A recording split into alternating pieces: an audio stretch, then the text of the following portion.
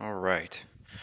Let's get this out of the way first. The thoughts, views, and opinions expressed on Tailboard Talks Firefighter Podcast are solely those of the speakers, guests, and host, and do not in any way represent the thoughts or views or opinions of any other employer, partnership, or sponsor.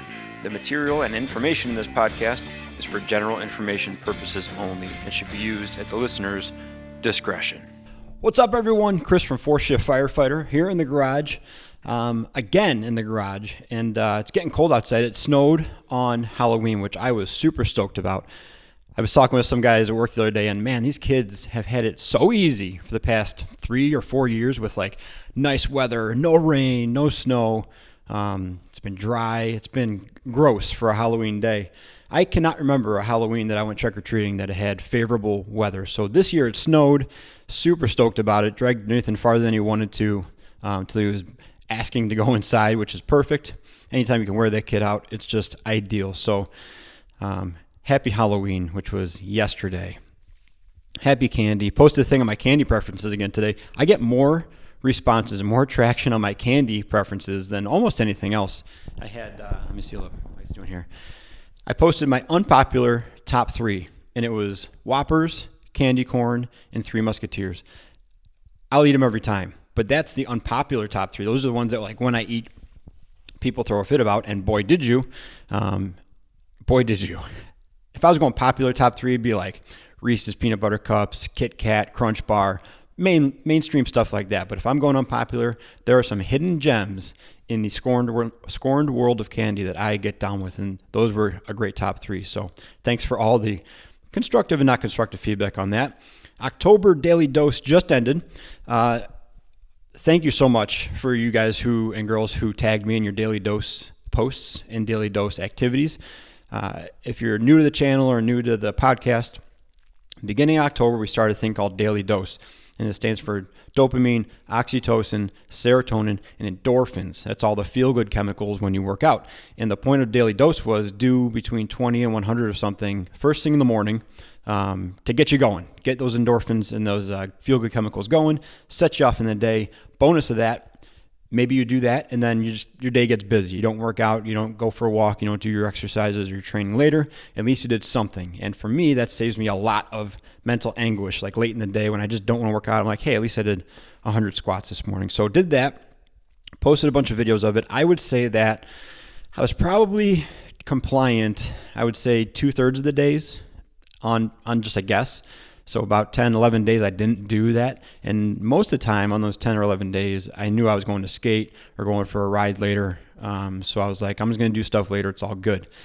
Now, yes, the point of Daily Dose was to get the chemicals going in the morning to set you off. But I got to tell you, just knowing I was going to do those things started me off on the right foot most days. So, but that was the point. The point was to like use it for what you need it. Right? And there were several days where I did it in the morning and I posted the videos of me doing split squats and squats while making coffee where I thought I was going to work out and I didn't. And I can tell you that at the end of the day, it was much easier for me to be like, well, at least I did 100 squats this morning and not feel there wasn't so much self-hate involved in the end of the day for me for not working out that day. Self-hate for not working out is a different conversation for a different day, but a very real thing. So I'm going to run it again in January. If you guys want to get on that in January, I'll be posting about it more. We'll do Daily Dose again, but thank you again for everyone who participated in that with me. More updates. Mouse update. Last episode, I was sitting right here, minding my own business, and a mouse ran in. Mouse ran in the garage, stayed over there by the weights for a second, and then as I was explaining something obviously very important to the firefighting world, it ran by me. And I did not find it. I stopped recording after that, looked around, tried to scare it out, could not find it. Huge update on the mouse update. Still didn't find it, but it smells like dead mouse in the garage. So not a great update, not what I was hoping for. I ordered a big rolling weight cart that I'm going to put the weights on because it turns out I couldn't find him, but he was having a good time pooping in that box back there that holds my weight plates. So, okay, that happened, and it's still happening. More updates to come. I'm in the garage again. The office is being remodeled right now. Super pumped for that. And that will be the eventual new studio for this podcast. We got some planking on the walls, which it looks awesome already, and we're going to paint that like a dark gray. But aside from that, nothing else is in there besides construction material. So I'm in the garage for a little bit more. I'll be posting updates on the office construction. Katie's got a plan for it that is awesome, and I can't wait for that to start taking more shape. But paint should be coming soon. Outside of the world of the fourth shift world, Movember is kicking off. Very popular thing with a lot of guys at work. I will not be participating. That's just not something. Let me say, I will not be growing a mustache. No, thank you. It doesn't work for me. I don't do good. If it was neck beards and awkward patchy sideburns, I'd be all in. Mustache, not so much. Katie doesn't want one. I don't think I would look good with one. Now, you can also do other things for Movember, though. I looked it up.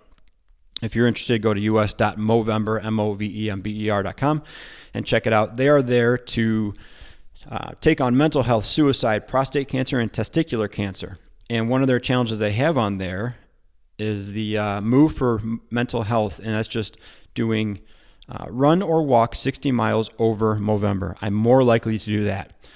In terms of like joining and stuff, I'm more likely to do St. Baldrick's, like actually do that, which scares Katie even more than a mustache. But Movember's kicking off. Get involved in that if you feel so moved, or check out their website, do the move for mental health side of it. That's a doable one without wrecking your face. In other news, we got more stuff. Actually, we don't. We're moving on the topics now. We're moving fast today. 2 reasons. It's nap time upstairs. Otherwise, I would be in the newly demolished office doing this. And it's chilly out here. There's one heat vent in the garage. It's 54 degrees out here, so we're moving quick. Oh, the other update. I got hats for sale still. If you're watching on YouTube, you can see them. If not, I'll be posting pictures on my Instagram. They're the old hats with the old 4Shift Fitness logo. It's a circle logo. It says capable and it says established 2017 underneath the crest. They're on the website. Check them out. It's getting cold outside. Get yourself a hat. And I'm going to be looking at sweatshirt designs soon. I'm going to take a poll. Do you like the big logo in the center chest, big giant one, or little one on the left chest? We'll get into that in a little bit. Okay, last week I asked a question on Instagram, and that question was, well, I kind of posed it as a statement. Finish this statement. A great leader knows, and then I said ... You fill in the rest, okay? And here's your answers. I got a bunch of answers. Thank you again for participating. A great leader knows how to have the hard conversations. Yep. A great leader knows when to be heard and when to just let them learn. That is a very good one. They know it's not about them. They know to educate first, instruct second, and coach third.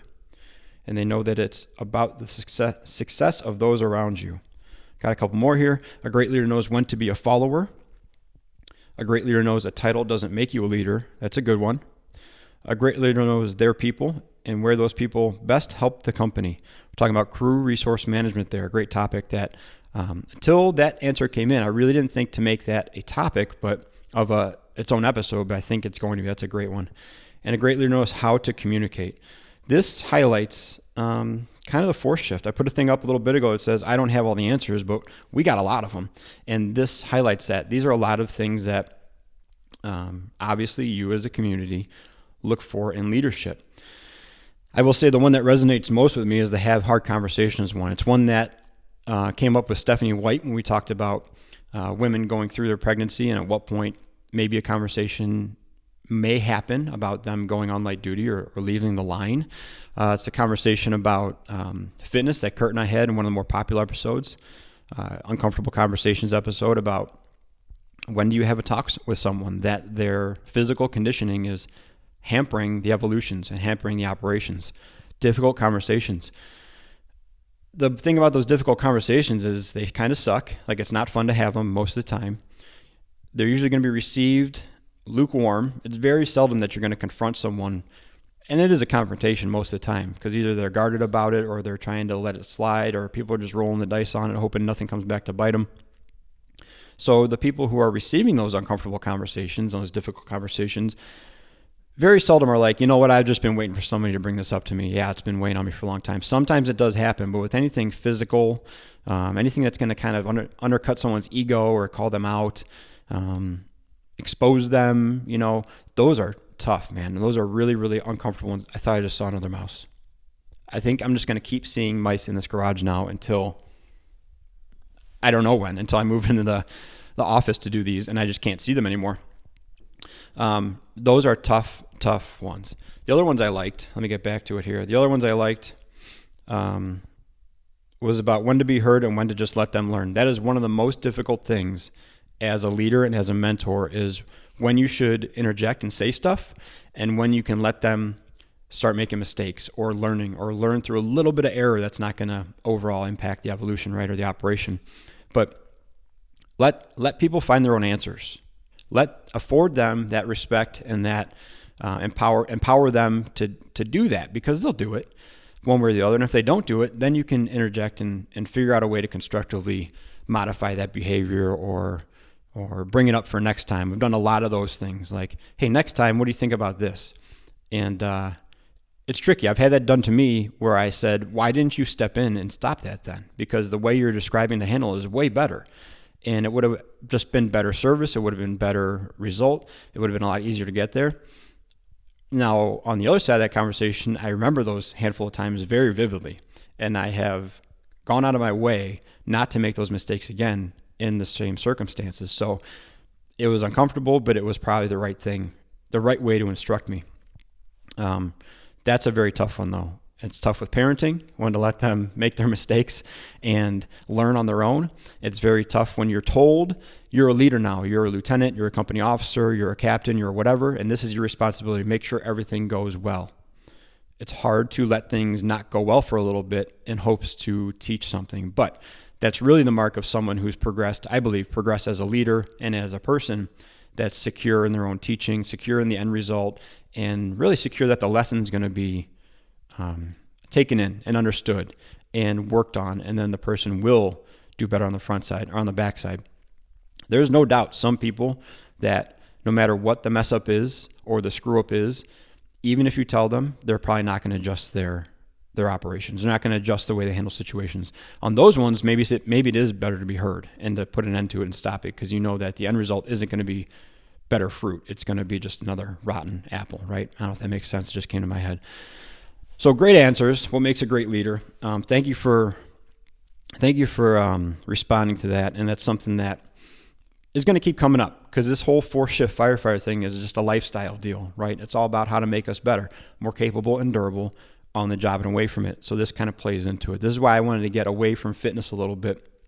Of course, it's still the backbone, kind of the roots of the company, but it blows out pretty quick, right? It blows out pretty quick.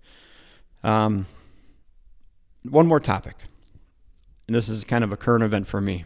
I had a hard conversation with someone the other day, and I've preached on here time and time again. Not every difficult conversation or hard conversation or uncomfortable thing has to be adversarial. You don't have to go into a tough argument thinking I'm going to defeat this person, or I'm going to say overly harsh things to prove my point. That's not a good default, right? I will tell you that I was in a position last week, and I struggled with that to the point where it turned into pretty intense conversation. The kind of conversation that starts with what happened and what was wrong with that, and then extends out to not necessarily attacking each other as people and how you operate in general, but things bled into the conversation on the wider scope than just the incident at hand. I shot a lot of arrows in that conversation. Some of them landed, some of them missed, and some were arrows meant for a different time. I went in there with the right approach, and it quickly deteriorated. Sometimes that happens, man. Sometimes these things happen. It wasn't great. I'm not super proud of it. We both probably went a little bit too far, but that happens. Now, here's the hard part. That part was easy. It really is. That part of going at someone, having them spar back with you and just flying off the handle, not like a violent or like a overly, absurd way, but like going at each other. That happens. What I found is much more difficult is re-entering that relationship or another conversation with that person after the dust has settled. You'd think that that was a big thing. We've had some time to separate and think about it. We'll come back together and it'll be cool. not with where we went with it. It's the kind of thing where if you don't purposefully get into a conversation with that person, that it could just fester. It could just sit there, and that was the last time you talked to that person for a long time. In bigger departments, you might be able to do that. You might be able to tell someone to go pound sand, and I'm not going to see them for 2 years anyways, so what does it matter? I'm just going to let it rip, and they can deal with it. That's not this situation. This is a situation where this person, I'm going to see them frequently and work with them and rely on each other.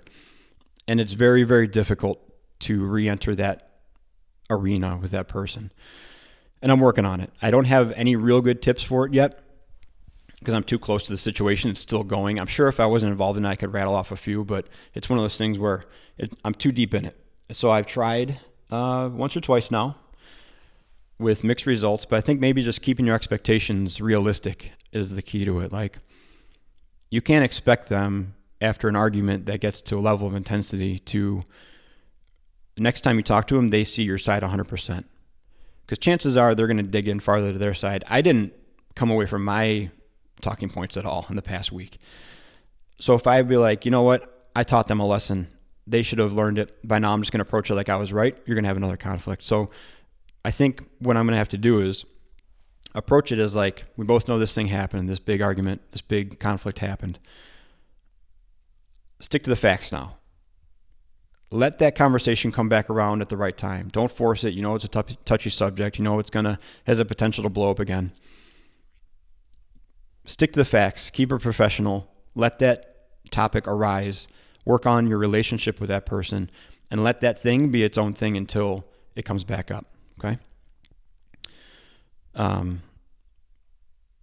My battery's flashing on the camera. We're going to cut this one off here because my battery's flashing. It's a great time to take off.